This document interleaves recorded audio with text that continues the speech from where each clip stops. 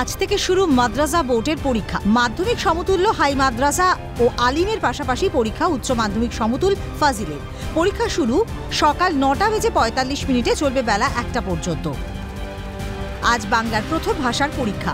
রাজ্যে 204টি পরীক্ষা কেন্দ্রে নেওয়া হবে পরীক্ষা। মোট পরীক্ষার্থী প্রায় 70,000। গত বছরের তুলনায় যার সংখ্যা কিছুটা কম।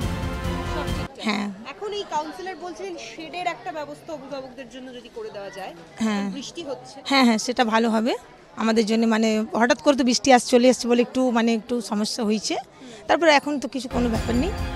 পরীক্ষার্থীদের নিরাপত্তার স্বার্থে পরীক্ষা কেন্দ্রের ভেতরে মোবাইল ফোন নিয়ে যাওয়ার নিষেধাজ্ঞা জারি হয়েছে। মোতায়েন হয়েছে পুলিশ।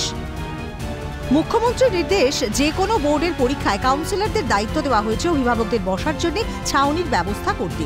এদিকে সকাল থেকে ঝিরঝিরে বৃষ্টি, অথচ ছাউনির ব্যবস্থা করা সম্ভব হয়নি বেনিয়াপুকুরের এক পরীক্ষা কেন্দ্রের বাইরে। যদিও আগামীকাল থেকে নির্দেশ মতোই ছাউনির ব্যবস্থা করে দেবার প্রতিশ্রুতি দেন স্থানীয় কাউন্সিলর। হয় দিদিরও একটা ইনস্ট্রাকশন আছে যে যেখানে পরীক্ষা হবে, সেই মাদ্রাসার বোর্ড হোক আর আপনার এই ওয়েস্ট বেঙ্গল গভর্নমেন্টের বোর্ড হোক, দিল্লি বোর্ড হোক, সব জায়গায় আপনারা যে গার্জিয়ান এবং স্টুডেন্টদের সাহায্য করুন।